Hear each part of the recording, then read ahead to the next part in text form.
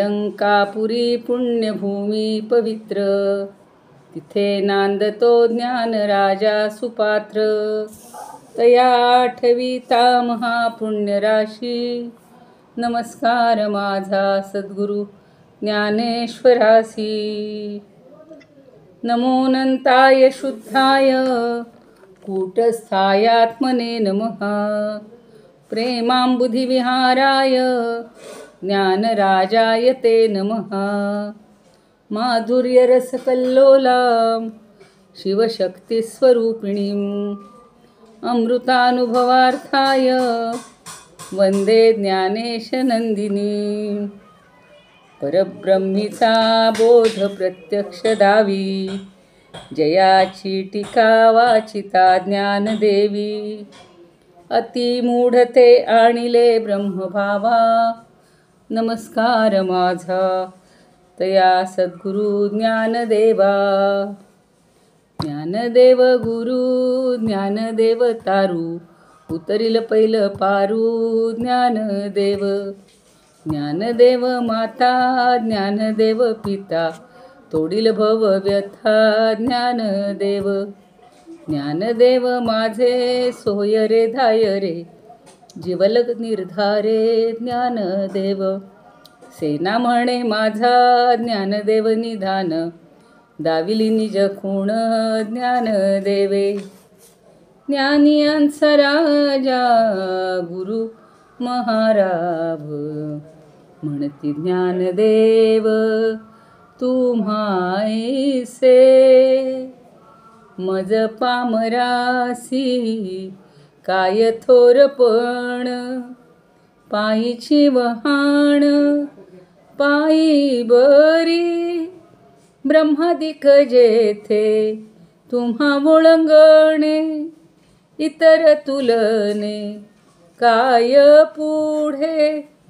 तुका म्हणे नेणे युक्तीची आखोली, म्हणून ठेविली पायी डोई. म्हणून ठेविली पायी डोई. ज्ञानियांचा राजा गुरु महाराज, म्हणती ज्ञानदेव तुम्हाईसे. ओम नमो ज्ञानेश्वरा, करुणाकरा दयाळा. तुमचा अनुग्रह लाधलो, पावन झालो चराचरी. कळा कुसरी काही नेणो, बोलतो वचने अतिभाविका. एका जनार्दनी तुमचा दास, त्याची आस पुरवावी. नमितो योगी थोर विरागी, तत्वज्ञानी संत. तो सत्कविवर परात्पर गुरु ज्ञानदेव भगवंत. स्मरण तयाचे होता साचे, चित्ती हर्षन मावे. म्हणून वाटते पुन्हा पुन्हा ते, पावन चरण नमावे. अनन्य भावे शरण रिघावे, अहंकार सांडून. आणि झणी टाकावी तयावरून या काया कुरवंडून. आणि पहावे नितांत सुंदर, तेजोमय ते रूप. सहज साधनी नित्य रंगुनी, व्हावे मग तद्रूप. ज्ञानेशाला नमिता झाला, की सद्गुरुला तोष. वरद हस्त मस्तकी ठेवुनी, देई मज आदेश. देई मज आदेश, देई मज आदेश. ज्ञानेश्वर महाराज की जय. पंढरीनाथ भगवान की जय. जय तू श्रीकृष्ण, जय तू ज्ञानेश्वर. पंढरीनाथांना वंदन करूया, निवृत्तीनाथांना वंदन करूया, ज्ञानदेवांना वंदन करूया. तुम्ही श्रोते जगदीश मूर्ती, तेथे माझी विपत्ती किती. बुद्धिहीन अल्पमती सलगी करीते. आपल्या सर्व श्रोत्यांच्या, अभ्यासकांच्या, सगळे ज्येष्ठ श्रेष्ठ या ठिकाणी उपस्थित असतील त्या सर्वांच्या हृदयस्थ परमात्म्याला वंदन करूया. आणि आज नवीन जो आपण प्रकरण सुरू केलेलं आहे, ज्ञानभेद. अजूनही आपल्या मनात काही जरी थोडीशी शंका असेल तर ती हळूहळू वेगवेगळ्या प्रकारे ज्ञानदेव आपली निरसन करतात किंवा आपल्या मनामध्ये काही किंतु राहू नये, अज्ञानाचा लवलेशही राहू नये. वाचारूणामध्ये पाहिलं आपण की वाचारूण म्हणजेच अज्ञानाचंच थोडासा शेष आहे, त्याचंच दुसरं नाव अज्ञान आहे. तर ते एकदा दूर केलं की आता आपल्याला ज्ञान आणि अज्ञानातला पक्का भेद कळला पाहिजे. अजूनही आपल्याला असं वाटतं आम्ही इतके शिकतो, इतक्या आता तर किती शास्त्र नवीन डेव्हलप झाली आणि त्याच्यामध्ये आपल्याला तेवढा रस नसतो सगळ्या ज्ञानामध्ये. पण नवीन टेक्नॉलॉजी, नवीन ही तान्ही मुलंसुद्धा आपली छान शिकून घेत आहेत. मग ते खरं ज्ञान आहे का? मग आपल्याला जे अज्ञान आहे त्या विषयांचं ते अज्ञान आहे का? आताच्या काळानुसार विचार केला तर हा थोडासा फरक आपल्या लक्षात येतो. म्हणून आपण पहिली ओवी त्या दिवशी पाहिली. पहिली ओवी सगळ्यांनी थोडीशी अनुभवली त्या दिवशी की आता अज्ञानाचे निमारे, ज्ञान अभेदे वावरे, निज साधो निजागरे नादिजे जेवी. सगळेजण होतेच बहुतेक त्या दिवशी, पण समजा आज कोणी नव्यानं आले असतील तर थोडक्यात फक्त त्याचा आढावा घेऊया की अज्ञानाचे निमारे, मारे हा शब्द छान त्याने वापरला आहे की नाशाने. एकदा अज्ञानाचा नाश केला की मग काय होतो? ज्ञान अभेदे वावरे. मग ज्ञान हे अभेद रूपानं, एक रूपानं वावरतं. थोडंसं अज्ञान आहे, थोडंसं ज्ञान आहे तर मग ते तिथं भेदच असतो. पण एकदा अज्ञानाचा पूर्ण नाश झाला की मग ज्ञान हे एकत्वानं किंवा एकरूपत्वानं नांदत असतं, वावरत असतं. त्याच्यासाठी उदाहरण दिलं होतं, निद सारोनी साधोनी जाणय.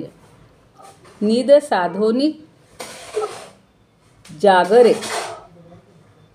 निद म्हणजे झोप, निद्रा. साधुनी म्हणजे नाहीशी झाल्यावर. जसा मारे शब्द वापरला आहे अज्ञानाला, तसा इथे निदला साधोनी हा शब्द वापरला आहे. साधोनी म्हणजे नष्ट होऊन, नाहीशी होऊन, नाहीशी झाल्यावर. जागरे म्हणजे जागपण आल्यावर किंवा जागृती आल्यावर. नांदिजे जेवी म्हणजे एकदा जागृती आली की तीच कायमची राहते. जागृतीच असते, निद्रास संबंध मुळीच नसतो. आता आपण झोपेचा विचार करतो का हो? एवढं छान अभ्यास होय, मग अशी दासबोध झाला, आता आपण अमृतानुभव पाहतोय. त्यावेळेला फक्त आपल्या डोळ्यासमोर म्हणजे आपल्या मनामध्ये जागृतीच आहे. आत्ता झोपेचे विचार नाही करणार. सगळं झालं, जेवणं झाली, खाणं झाली, फिरणं झालं, मग आपले काय साधना झाल्यानंतर आपण रात्रीच्या वेळेला झोपेचा विचार करतो. एकदा झोपल्यानंतर जागृती अस्तित्वात नसते. पण इथे झोप आणि जागृती हे सिम्बॉलिक नेहमी वापरलेलं आहे.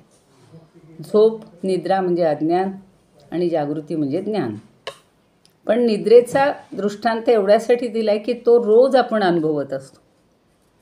म्हणजेच निद्रेचा नाश झाल्यावर जागृतीच असते, निद्रेचा संबंध मुळीच नसतो. तसाच अज्ञानाचा नाश झाल्यावर स्वयंप्रकाश आत्मस्वरूप जे ज्ञान आहे ते भेदरहित, भेदरहित रहित जाईन.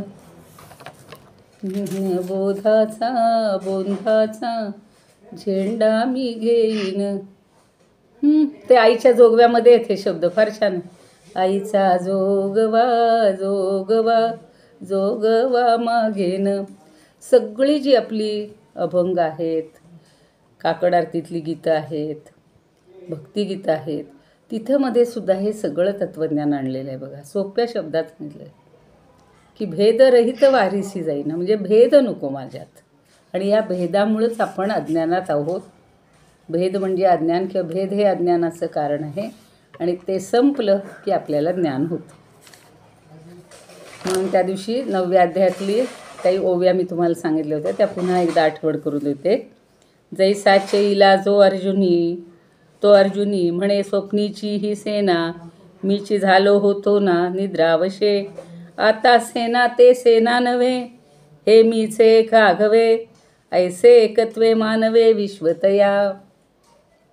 एक मनुष्य आहे, तो साधा झोपलाय, पण तो कुठेतरी मिलिटरीमध्ये कुठेतरी कदाचित नोकरीला असेल, आणि झोपल्यानंतर त्याला छान स्वप्न पडतं की एवढी मोठी सेना आलेली आहे, आपल्यावर आक्रमण करतीये, पण आपल्याकडे सुद्धा शस्त्रास्त्र भरपूर आहेत, आपणही आता सेनापती झालेलो आहे किंवा त्या सेनेचा प्रमुख झालेलो आहे, आणि आपण आता त्यांच्याशी चांगली झुंज देतो आहोत.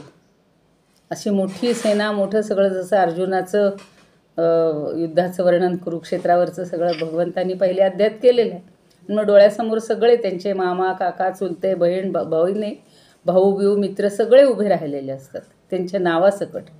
तसं इथं त्याच्या स्वप्नामध्ये हे सगळं चित्र उभं राहतं की इतके शत्रूचे आलेले आहेत, लोक आहेत, सगळी शस्त्र आहेत, अमुक आहे तमुक आहे, आणि मी आता सेनापती झालो आणि मी आता सगळ्यांचा निपात करत आहे.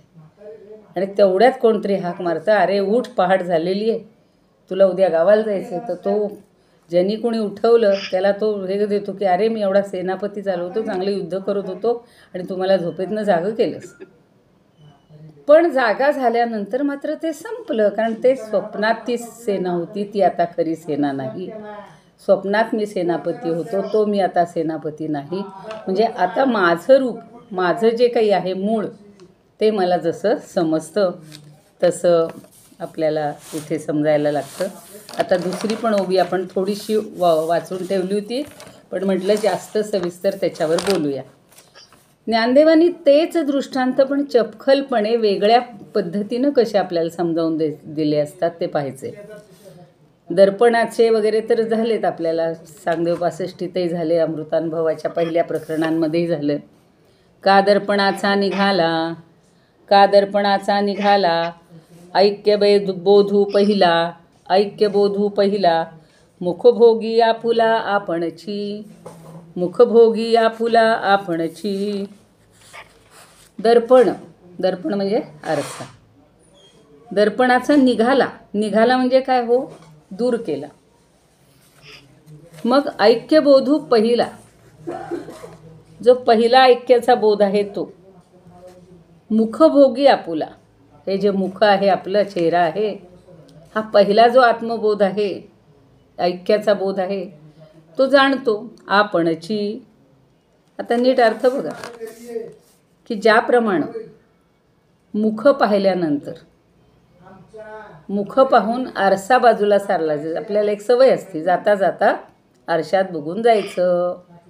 पण इकडे आळंदीला गेल्यानंतर आणि कुठल्या मंदिरांमध्ये किंवा तिथे जाऊ, काही शिबिराला जाऊ, प्रवचनाला जाऊ, कथेला जाऊ, तिथं आपण आपल्याला विसरून गेलेला असतो, आरशात बघणंसुद्धा विसरून गेलेलं असतो.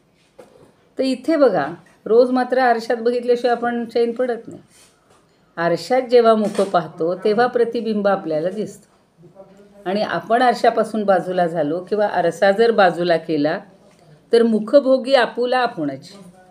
म्हणजे मुख आहे ते आपल्याच ठिकाणी आपल्याला भोगतं, भोगी जे म्हणजे भोगतं, म्हणजे आपलंच फक्त ज्ञान आपल्याला असतं, तेच कायमचं राहतं.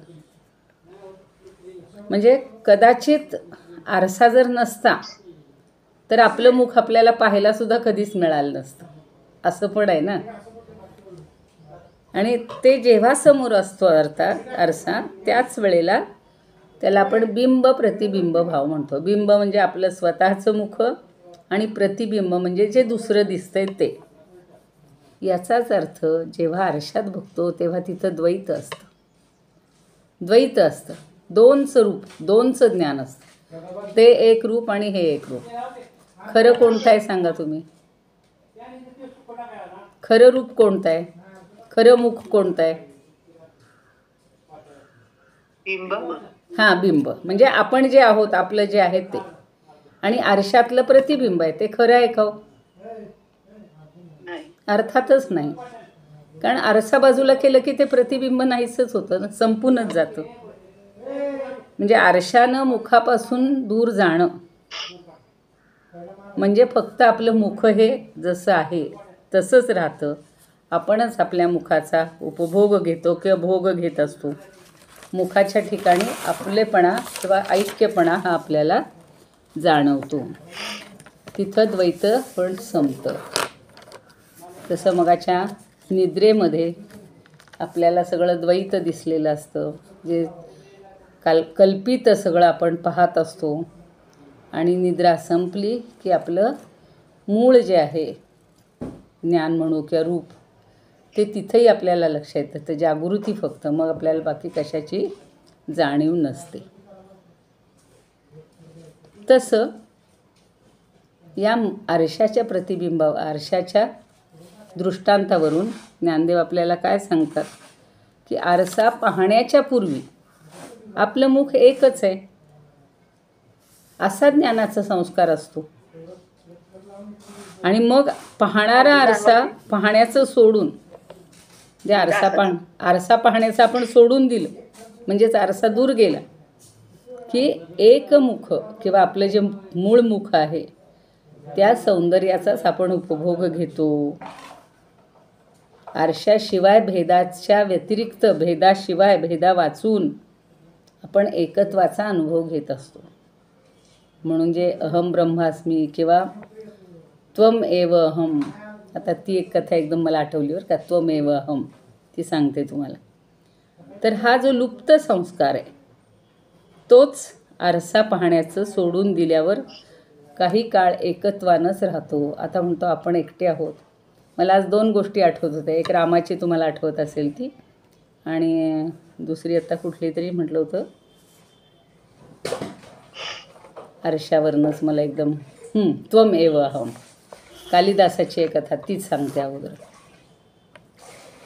अशी त्या काळी सगळे जे श्रेष्ठ पंडित कवी होते त्यांची यादी तो ऐकत होता. भवभूती आहे, भास आहे, अमुक आहे, तमुक आहे, आणि ते श्रेष्ठ आहेत, त्यांची काव्य श्रेष्ठ आहेत. तर हा कालिदास अगदी गवळ्याचा पोर आहे तो, पण तो फार बुद्धिमान आहे. आणि एकदा कालीमातेच्या किंवा सरस्वतीच्या मंदिरात जातो आणि तिथं त्याला ते सारखं ऐकू येतं की भवभूती श्रेष्ठ, भास श्रेष्ठ, अमुक श्रेष्ठ, ते सगळे श्रेष्ठ कवी आहेत. मग तो त्या देवीला विचारतो की माते, सरस्वती माते, हे सगळे श्रेष्ठ आहेत, मग मी कोण आहे? कहा अहम, मी कोण आहे? ती सरस्वती आणि तो तिची प्रार्थना करत असतो, त्या आराधना करत असतो. तर ती सांगते त्वम एव अहम, तू म्हणजे मी आहे. म्हणजे साक्षात सरस्वती, साक्षात ज्ञान म्हणजे कालिदास आहे. हे जसं झालं तसं मला ह्या आरशावरून दुसरं आठवली कथा.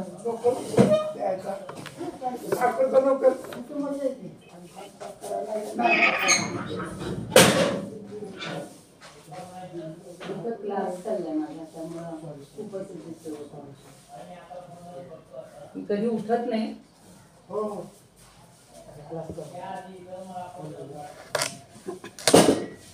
काम चाललंय आणि ते लोक एक गप्पा मारत बसले. तर मला एकदम आठवण झाली श्रीरामाची. आठवत असेल तुम्हाला, छोटा श्रीराम होता, अंगणात जातो आणि आकाशातला चांदोबा पाहतो. आणि त्याला ती मजा वाटते की किती छान आहे. त्याला त्यावेळेला चेंडू ही संकल्पना होती, पण त्याला वाटतं तो खेळण्यातला चेंडूच आहे. आणि म्हणून तो आईला म्हणत असतो, आकाशीचा चांदो मामा. आणि म्हणून आईला तो, कौशल्याला मात्याला म्हणतो की मला तो चांदोबा दे. खूप हट्ट करतो, खूप रडतो, मला तोच पाहिजे खेळायला, तोच पाहिजे खेळायला. तेव्हा तिचं डोकं, ती फार हुशार आहे, रामाचीच आई आहे, घरात गेली आणि पटकन आरसा घेऊन आली आणि अंगणामध्ये असा धरला तसा तो चांदोबा त्या आरशात आला. आता जे आपल्या आरशाचा चर्चा चालली म्हणून मला मगाशी एकदम ते आठवलं की ते उदाहरण आपल्या डोक्यात चांगलं आहे सगळ्यांच्या. आणि मग तो ते हातात आरसा घेतो, तो चेंडू इकडे इकडे इकडे इकडे सगळीकडे पळत पळत जिथे जाईल तिथे तो चेंडू पळत असतो, जात असतो. नशीब एवढंच की त्यानं फेकून नाही दिला. जे खेळायचा हल्लीच्या बाबतीतला जसा खेळतात तसा नाही. तसं ते आरशात तो चांदोबा आला म्हणून तो खुश झाला. आपल्यालाही आरशातलं प्रतिबिंब पाहिलं की जरा बरं वाटतं, हो सगळं व्यवस्थित आहे, जिथल्या तिथं काही कमतरता असेल तर आपण ती दुरुस्त करतो. पण आरसा बाजूला गेला की आपण एकत्वानं आपला अनुभव घेत असतो. हा सगळा तत्त्वज्ञानाचा भाग ज्ञानदेवांनी या आरशाच्या उदाहरणातनं समजावून दिलेला आहे की तोच आरसा पाहण्याचं सोडून दिलं की काही वेळ एकत्वानंच प्रगट होत असतं किंवा हे ज्ञान जे आहे ते एकत्वानं जाणवत असतं. किती सोपा आणि छोटा दृष्टांत आहे, पण छान पटवून दिलेला आहे.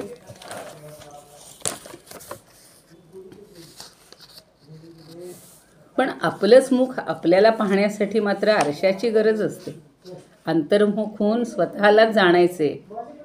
कोहम कोहम, जेव्हा कहा अहम असा विचारत असतो प्रश्न जीव, आणि त्यावेळेला मग तोच तू आहेस किंवा सहा अहम, नंतर त्याला कळतं की तोच मी आहे, तो आत्मा मीच आहे. तर ही गोष्ट लक्षात येते आपल्या की आपलं मुख जर आपल्याला पाहायचं असेल तर आरशात पाहावं लागतं. आणि तेव्हा एक गोष्ट लक्षात येते की समोरच्या आरशात दिसणारं आपलं मुख हे मूळ बिंब नाही आहे, तर ते प्रतिबिंब आहे. आणि मूळ बिंब आपल्याजवळच आहे, आपलंच त्याच्यात प्रतिबिंब पडलेलं आहे. मग प्रतिबिंबाशी झालेला आपला ऐक्यबोध हा मूळ बिंब त्यावेळेला अनुभवत असतो, पण प्रतिबिंब हे मूळ बिंबाला कधीही अनुभवू शकत नाही. परवाही मी सांगितलं होतं, आपण त्याला पाहू शकतो, आपलं मुख त्याला पाहू शकतं, पण ते प्रतिबिंब काही आपल्या मुखाला पाहण्याची त्याच्यामध्ये शक्ती नाही. प्रतिबिंबाचा मूळ बिंबाशी कधीही ऐक्यबोध होत नाही.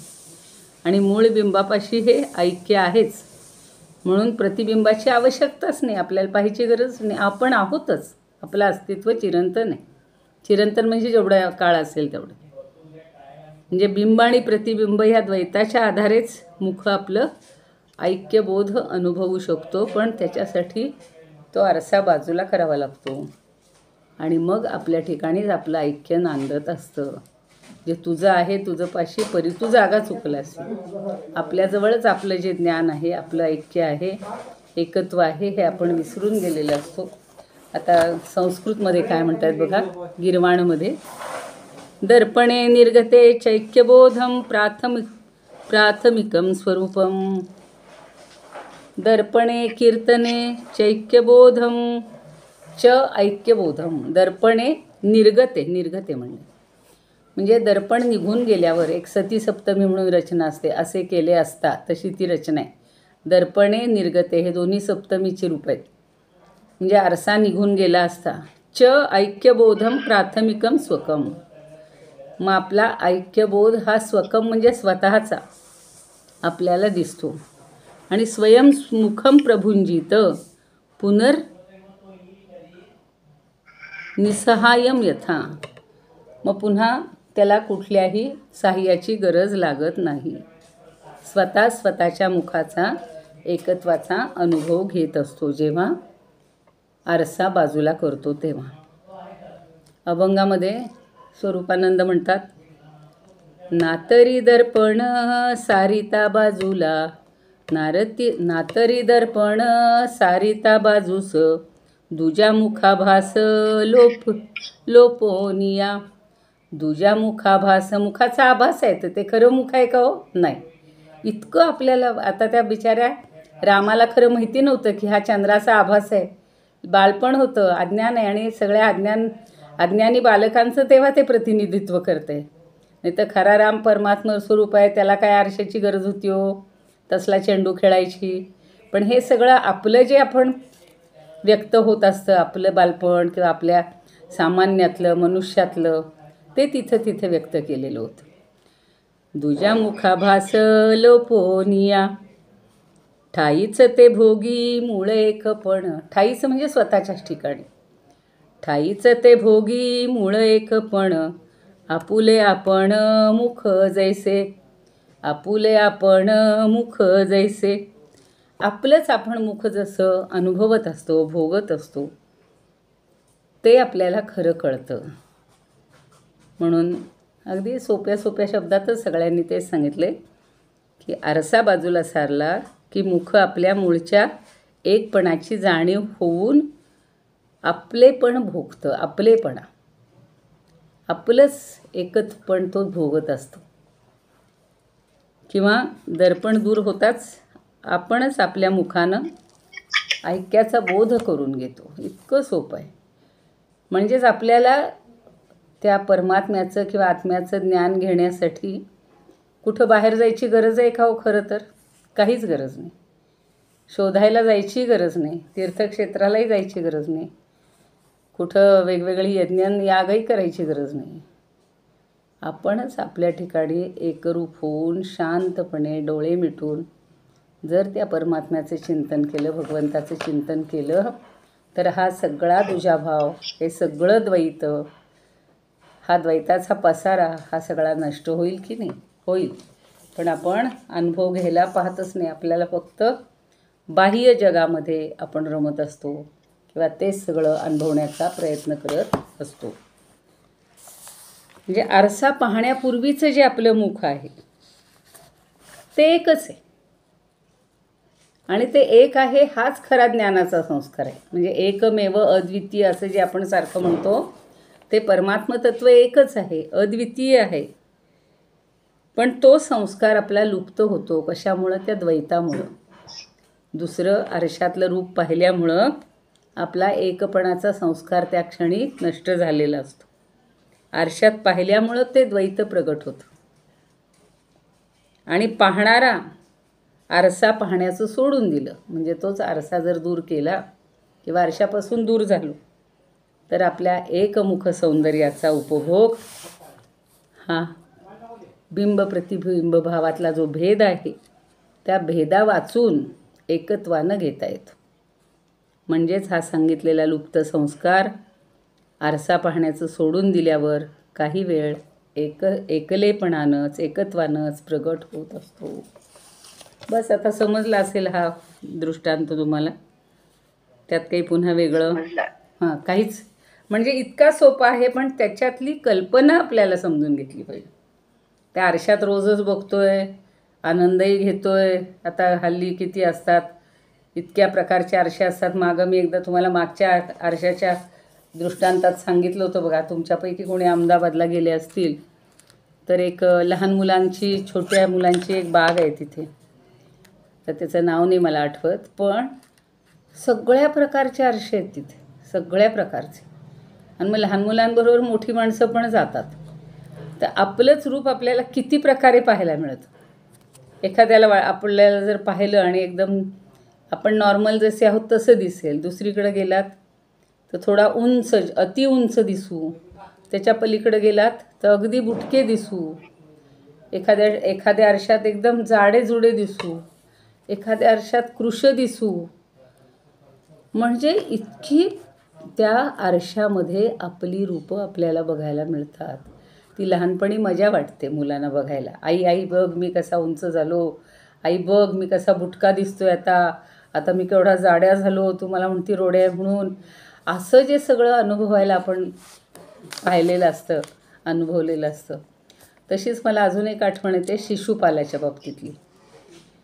शिशुपाल ज्या वेळेला श्रीकृष्णाला पकडायला जातो, का तर त्याचा पहिल्यांदा अग्रपूजेचा मान दिलेला असतो राजसूय यज्ञामध्ये म्हणून. आणि त्याला संताप येतो की हा तर गवळ्याचा पोर, हा काय याचं मोठं पण, आणि याला अगदी पहिला मान देत आहेत राजसूय यज्ञाचा, अग्रपूजेचा. पहिली पूजा कोणाची करायची? आपल्याकडे असतं की नाही लग्नामध्ये सुद्धा, आधी या मोठ्यांचा, मग त्यांच्या नंतरचा किंवा मुलाकडच्यांचा आधी, मुलीकडच्यांचा नंतर, वगैरे वगैरे जे काय असतं ते. तसा तो अग्रपूजेचा मान म्हणून तो संतापतो आणि तिथे युद्धालाच उभा राहतो. तर तो त्याला पकडायला धावतो. तर जिकडे जाईल तिकडे त्याला श्रीकृष्णाकडे इतके आरसे त्या महालामध्ये लावलेले असतात.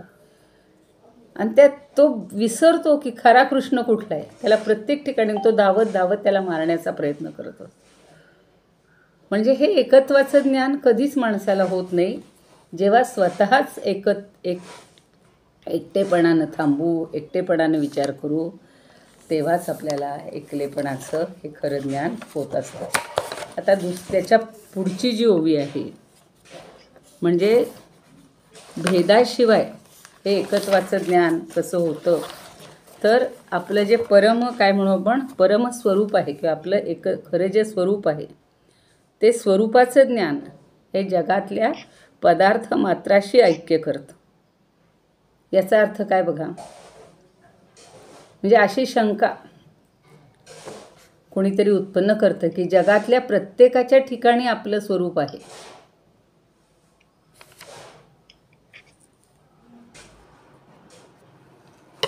याचाच अर्थ ज्ञानदेव सांगतायत, ज्ञानेश्वरीतही सांगितलेलं आहे, भगवंतांनी सगळीकडे सांगितलेलं आहे की प्रत्येकामध्ये मी नांदत आहे, मी प्रत्येकामध्ये भरून राहिलेलो आहे.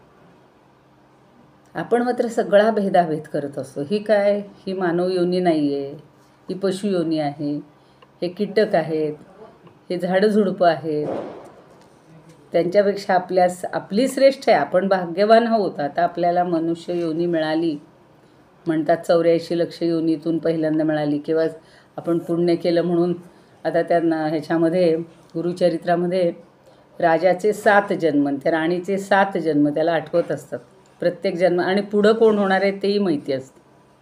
आपण जर एवढं ज्ञान मिळवलं तर आपल्याला पण पुढचे जन्म कळतील बरं का, जर हवे असतील तर. आता आपल्याला असं वाटतं की नको, आता पुनर्जन्मापेक्षा मुक्ती बरी, पण ती इतकी सोपी नाही आहे. त्याच्यासाठी सतत भगवंताचं स्मरण, चिंतन, एकरूप होणं आणि दुजाभाव सोडणं. द्वैत हे द्वैत हे सगळ्यात घातक आहे आणि त्यामुळे भेदाभेद ज्ञान होतो, द्वैत होतं, आणि म्हणून कधीही आपल्याला भगवंत भेटू शकत नाही. स्वतःचंच जेव्हा द्वैत आपण पाहतोय आरशात, मग बाकीच्या तर सृष्टीतलं तर द्वैत किती आहे, सगळंच वेगळं आहे, कुणीच कुणासारखं नाही. म्हणून नामरूप भेद, त्यात समर्थांनी सुद्धा किती त्याच्यावर प्रकरण आणि किती समासलेले. कोण आत्ता सांगत होते, कशात तरी वाचलं मी की एका आता बघा ती एक वारी आहे कुठली, व्हॉट्सअपवरच बरं का सांगत होते, ती आहे ना आता ज्ञानेश्वरांची हे आहे ना 750वी जयंती, तर त्याच्यात त्यांनी किती सांगितलं हो. ज्ञानेश्वर नाव असणाऱ्यांची सगळ्यांची एक वेगळी आहे वारी, ज्ञानेश्वर. त्याच्यात मग त्यांनी किती प्रकार केलेत. मग सगळ्या संतांची, समजा तुकाराम नाव असणाऱ्यांची एक वारी, ते म्हणे ह्याच्यामध्ये जॉईन व्हा म्हणे तुम्ही. खूप म्हणजे प्रयत्न करतायत लोक हा एकत्वाचा. मला इतकं कौतुक वाटलं की काय मग काय तर डोक्यावर तुळशी घेतलेल्या बायकांनी तेवढ्या बरं का संख्येनं 750 तेवढ्या महिला वेगळ्या, डोक्यावर तुळशी घेतलेल्या. त्याच्यामध्ये पुन्हा आता महिला ज्या सगळ्या संत आहेत त्या, म्हणजे जनाबाई नाव असणाऱ्या सगळ्या, अशा वेगवेगळ्या करणार. तुम्ही ऐकलं का कुठे? मी परवा ऐकलं ह्याच्यावर आणि मला इतकं कौतुक वाटलं की खरंच म्हणजे लोक किती नियोजन आणि खूपच हे करतायत. अहो व्हॉट्सअपवरच काय होतं, फेसबुकवर वगैरे कुठंतरी पटकन आपण उघडले येतं आणि तेव्हा वाटतं की ते सेव्ह करावं, पण नाही पुन्हा सापडलं तर मी दिन पाठवून. हां, त्यांनी इतकं ते छान बरं का. सगळ्या महिला म्हणजे सगळे जेवढ्या हे आहेत ना, काय म्हणू आपण, संत, त्यांची वेगळी, त्या नावाच्या महिलांची एक दिंडी, एक अमक्याची हे, आणि सगळ्यांनी म्हणे तिथं मिळून जायचं आहे, एकत्रित व्हायचे. बघू आपल्याला सापडलं तर मी पुन्हा हे करेन. काय होतं त्यावेळेला ते क्षणभरात संपून जातं, पाहीपर्यंत राहतं आणि पुन्हा निघून जातं. सापडलं तर मी नक्की देईन. मला खूप कौतुक वाटलं त्यांचं. मोठी आहे आणि मोठे आहेत हे, आळंदीचेच आहेत का कुठले, पण त्यांनी खूप मोठ्या प्रमाणावर ते करायचं ठरवलेलं आयोजन म्हणून. बरं, ठीक आहे. तर असं हे सगळं चालू आहे, पण या सगळ्यातनं अनेकत्वातून एकत्व हे आपल्याला समजून घ्यायचे आणि अनुभवायचे. बस. आता पुढची ओवी बघूया. पुढची पण अशी थोडीशी वाचून ठेवूया. आता हे दर्पणाचं उदाहरण आपल्याला पक्क डोक्यात ठेवायचं की खरं आपलं एकत्व हे आपल्या एकटेपणामध्ये आहे, त्या द्वंद्वामध्ये नाही, द्वैतामध्ये नाही, आरशामध्ये नाही. तसं आता पुढच्या ओवीमध्ये सांगतात, ज्ञानजिया तिया परी, ज्ञानजिया तिया परी, जगी आत्मैक्य करी, तै सूर्या खोचे सुरी तैसे झाले. कसे शब्द वापरलेत बघा. ज्ञानजिया तिया परी. आता हे जे ज्ञान आहे, जगी आत्मैक्य करी, तिया परी म्हणजे तिच्यासारखं, जिया म्हणजे जिच्यासारखं. म्हणजे आता हे जे सगळे सांगितलेत हे भेद सगळे सोडून द्यायचे. आणि मग हे आत्मज्ञान जे आहे हे कसं आहे, तर तै सूर्या खोचे सुरी तैसे झाले. काय दृष्टांत दिलाय बघा. तै म्हणजे त्याप्रमाणे, जै म्हणजे ज्याप्रमाणे. सुरी सूर्या खोचे, ही तृतीय वापरण्याची अगदी संस्कृतचीच पद्धत ज्ञानदेवांनी घेतलेली आहे. मालया तसं सुरिया. सुरी शब्द आपल्याला माहिती आहे, पण सुरी सूर्या खोचे म्हणजे सुरीनंच सुरीला भोसकायचे, खोचायचे. तसं आपणच आपल्याला खोचल्यासारखं आहे. कसं की ज्ञान जिया तिया परी. हे जे ज्ञान आहे या ज्ञानाचं, आत्मज्ञानाचं की आत्मैक्याची जी भावना आहे ही कशी आहे, तर सगळ्या भेदाचा निराश करायचा आहे पहिल्यांदा. जिया तिया परी, तिच्याप्रमाणे किंवा तिचं जे वेगळेपण आहे ते सगळं सोडून द्यायचं. म्हणजे ज्ञान हे ज्या ज्या प्रकारानं जगाशी आत्म्याचं ऐक्य करतं. तर ते कसं होईल, ज्या ज्या प्रकाराने ऐक्य. आता आपण स्वतःचं ज्ञान घेणं, सगळ्या जगामध्ये सगळ्या वस्तूमध्ये परमात्म्यालाच पाहणं. आता आज बघा तो अहम क्रतू अहम यज्ञ हा महाराजांनी एक छान 9व्या अध्यायातला जो श्लोक शिकवला की प्रत्येक गोष्ट मी देवासाठी जे करतोय ना, समजा मी गंध वाहत असेल, ते गंध म्हणजे सुद्धा परमात्मा आहे. त्याला जर मी दुधाचा अभिषेक करत असेल तर ते दूध म्हणजे पण परमात्माच आहे. प्रत्येक गोष्ट, दूध दही तूप, आपण पंचामृतांनी त्याची पूजा करत असू, तर प्रत्येक गोष्टीमध्ये तो भगवंत आहे इतक्या भावनेनं. आणि मी करतोय असं नाही, तो भगवंत आपल्याकडनं करून घेतोय. तर म्हणून म्हणले ज्ञान जिया तिया परी, ज्या ज्या प्रकारानं, ज्या त्या प्रकारानं. जगी म्हणजे जगात, जगाशी आत्मैक्य करी म्हणजे आत्म्याचं ऐक्य साधत असतं, आत्म्याचं ऐक्य करत असतं असं म्हटलं जातं. तर ते कसं होईल, तै सूर्या खोचे सुरी, सुरीनंच सुरीला खोचल्याप्रमाणे होईल. आता ही कल्पना त्यांनी कशी समजावून दिली ही आपण जरा उद्या पाहूया. पण एवढंच म्हणता येईल की जो भेद असतो, त्रिपुटी असते. आपण अमृतानुभव आणि ह्याच्यामध्ये चांगदेव 65 सारखी ज्ञाता ज्ञेय ज्ञान, कर्ता करण कर्म हे सगळं शिकलेलं आहेत. हे 3 भाग असतात, पण त्यातली एकरूपता, ती तिन्ही एकच आहे, ते वेगळं नाही. असं जेव्हा पाहू तसं हे ऐक्याचं ज्ञान, ऐक्याचं आपलं आत्म्याचं ऐक्य ज्ञानाने जेव्हा होतं, ज्या ज्या प्रकाराने होतं,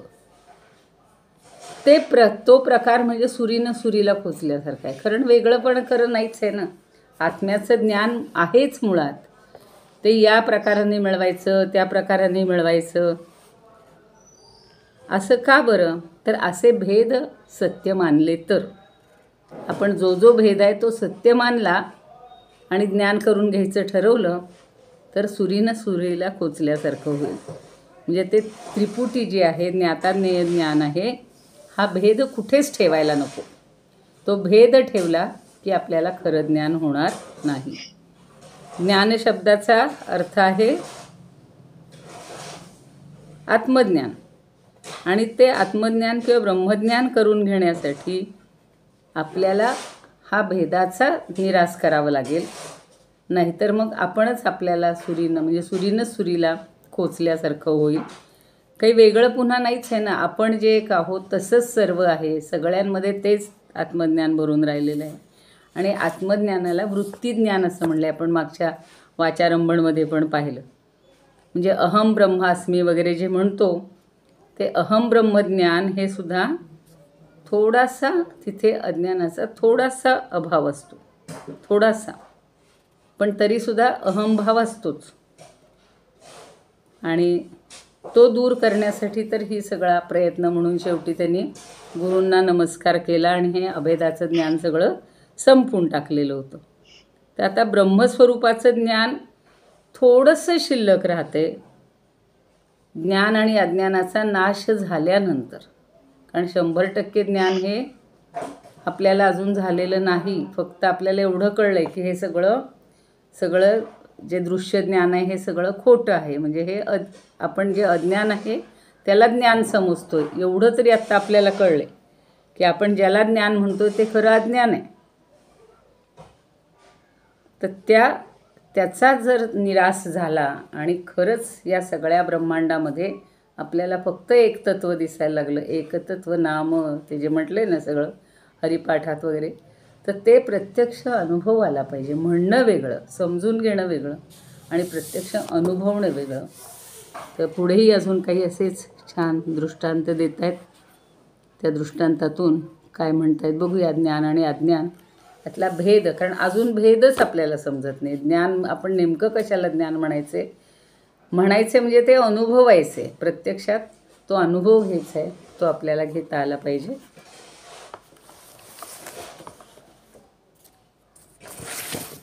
ज्या काय म्हणू आपण,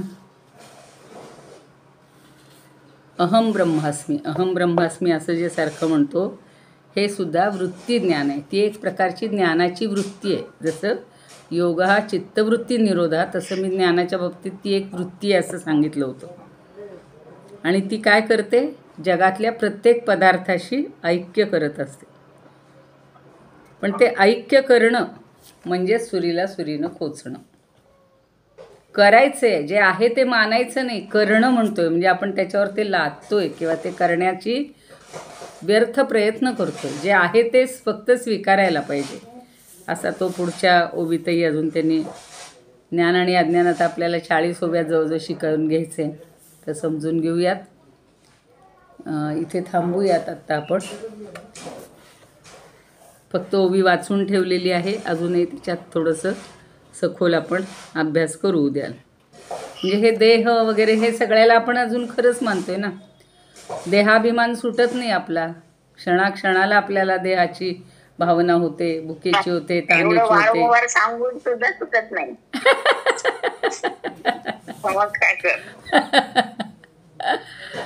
कारण काय आहे, जन्माला आलो ते लहानपणापासून आपण त्यातच रमलो ना. बाळपणी केळी रमलो तारुण्य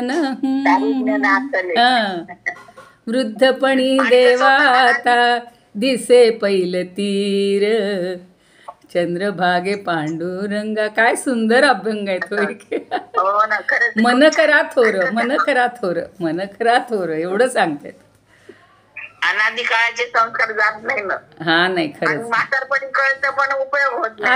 आता हो ना, चालली नाव पहिलं तीराला ना आपण आता जागरूक झालो. आता जागरूक झालं. खरंच आहे. आणि ठीक आहे, निदान आपल्याला देवानी, ज्ञानदेवांनी म्हणा, समर्थांनी म्हणा, तुकारामांनी, सगळ्याच संतांनी ही दिशा तरी दाखवली. हो, आपण भाग्यवान आहोत की आपण एवढं तरी समजून घेण्याचा प्रयत्न करतो. हो, आणि आहे ना, उत्तरार्धात तरी काय होत ना आपल्याला समजलंय थोडं तरी. हां म्हणजे अगदीच अज्ञानात नाही आपण जाणार, एवढं आहे. कदाचित आता बघा 6व्या अध्यायात भगवद्गीतेच्या सांगितलं की हा संस्कार घेऊन पुढे योग्यांच्या घरामध्ये, चांगल्या कुळामध्ये, श्रीमताम गेहे म्हणजे श्रीमंत अशा कुळामध्ये आपल्याला जन्म मिळेल. तो मिळाला तरी आनंद आहे म्हणायचं. मग हरकत नाही. हो, कुठंतरी नीच योनीमध्ये नीच योनीमध्ये जाण्यापेक्षा किंवा कुठंतरी वाईट ह्याच्यामध्ये जाण्यापेक्षा चांगल्या ठिकाणी जन्म मिळाला तरी आपलं भाग्य. परवा तुम्ही पाहिलं असेल किंवा तुम्ही ऐकलं असेल, आता असंच होतं. 4-5 वर्षाची मुलगी आहे, भागवत सांगते. 5 वर्षाची. पूर्वजन्मीचे संस्कार असतील. मग प्रश्नच नाही. ते म्हणजे ती 5 वर्षापूर्वी काहीतरी कारणांनी तिचा मृत्यू झाला असेल, पण ती भागवताच्या अभ्यासातच असणार. पूर्ण तिचं सगळं संस्कार घेऊन आलेली.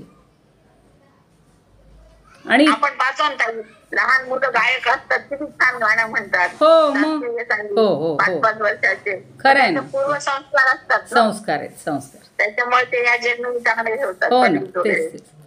म्हणूनच आपल्याला शोध घ्यायचा आहे, तो घेऊयात जसा. म्हणजे चालू आहे, प्रयत्न तरी चालला आहे. आपल्याला दिशा तरी मिळती आहे. सगळे ग्रंथही आपण वाचतोय, म्हणजे त्या निमित्तानं आपल्याला एक या थोडंसं दृश्य जगाचं आता हे कमी करायचा, लोभ कमी करायचा, मोह कमी करायचा आणि हळूहळू परमात्म्याकडे वाटचाल करायची, एवढंच आपल्या त्या हातात. मार्गावर तरी आहोत आता. हां, म्हणजे एक चांगला मार्ग दिसलाय आपल्याला, बस. चांगला मार्ग निवडलाय आता. पोहोचू तेव्हा आणि पोहोचायचं तेव्हा. तीही भगवंताचीच कृपा आहे. निवडणारेही आपण नाहीच आहे, तो भगवंतच आहे. तशी बुद्धी व्हायला पाहिजे हा, ना. एवढ्या लोकांना त्यांनी निवडले ना, म्हणजे त्याचीच बुद्धी आहे की हे सगळे आहेत या मार्गावर येण्यास योग्य. खरंच आहे. चला म्हणूया, प्रार्थना म्हणताय कोणी? आज दिसत नाहीत कोणी. मी म्हणतो काय, म्हणा म्हणा म्हणा म्हणा. इदमुपकर्तुं भुवन मंडलम समुदितमिदभास्करं सादरं वन्दे ज्ञानेश्वरं सादरं वन्दे ज्ञानेश्वरं. त्रिभुवनमाता भगवद्गीता लोकमङ्गला लोकविश्रुता लोकहितं संततं येन ज्ञानेश्वरी विरचिता कृत्वा प्राकृतगुणं सादरं वन्दे ज्ञानेश्वरं सादरं वन्दे ज्ञानेश्वरं. गीताशास्त्रं साम्बुधिकल्पं ॐ तदीयं वयत्वपक्षाल्पं विषयविपदाव्रात्यमनल्पं वाक्यज्ञेन सर्वेण पूजितं सरस्वती मन्दिरं सादरं वन्दे ज्ञानेश्वरं सादरं वन्दे ज्ञानेश्वरं. यत्र शारदा कृपा प्रसादः यस्य श्रवणात् परमानन्दः विहितो यत्र मृतनिष्ठन्दः काव्यतत्त्वयो कृतं रसायनं सादरं वन्दे ज्ञानेश्वरं सादरं वन्दे ज्ञानेश्वरम्. आरती राजा महापैवल्यतुजा देवीति साधु संत मनोधला माझा.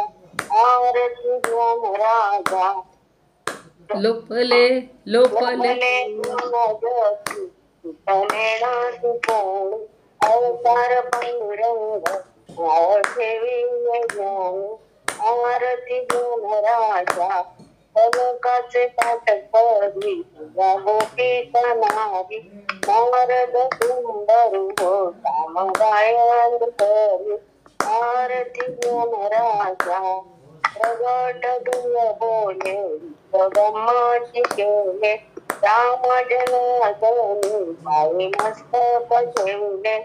आरती राजा ज्ञानेश्वर महाराज की जय. पंढरीनाथ भगवान की जय. जय तू ज्ञानेश्वर जय तू श्रीकृष्ण. छान म्हणल्या. ते दुसऱ्या कडव्यात थोडंसं गडबड होते. नाही, असंच रोज एकेकाने नवीन नवीन. ग्रुपवर पाठवा ना. ग्रुपवर पाठवा म्हणजे ही प्रार्थना. बर बर, म्हणजे म्हणून पाठवू का लिहून पाठवू? दोन्ही पण पाठवा. बर बर, चालेल. लिहूनही पाठवते म्हणूनही पाठवते. चालेल चालेल. जय श्रीकृष्ण. जय श्रीकृष्ण. आहे.